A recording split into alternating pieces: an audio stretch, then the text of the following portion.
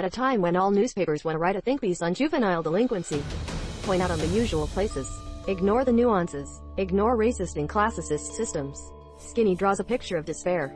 A world whose authors have no idea, but rather position themselves as experts. The penultimate song in the album gives us the opportunity to hold our anthem high, with Skinny begging us, our listeners, to take advantage of the situation we find ourselves in. The ray of hope we need in an album that seemed dark. At a time when the barriers between British hip-hop and crime had not yet been overcome. When British hip-hop as a whole was considered a fashion, artists like Skinnyman, Sway and Kalashnikov, among others, closed the gap and laid the foundation for what we see now. When collaborations are common and artists begin and abandon genres, Skinnyman himself is a British legend. This album, which is his only release, has helped to build his status. And as we continue this descent into an even more savage and unjust society, the album will continue to be relevant, whether you go back there or listen to it for the first time.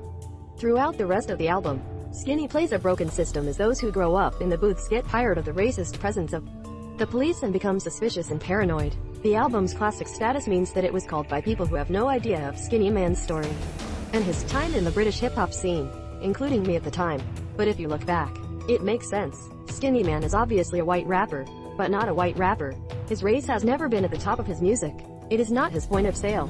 For many people, this album is the first introduction to Skinnyman. Most of the album projects a feeling of desperation that there is only one way out of the council's legacy, in that this means you can go to jail or worse. The title song completes the album and brings us back to earth and is perhaps the most powerful song in today's album is Here Fuck the Hook. The first real song perfectly presents the myth of the thin man.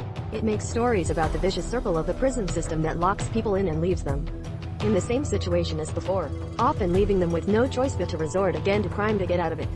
This album created a mythology around Skinnyman that is bigger than him, a I had never heard of.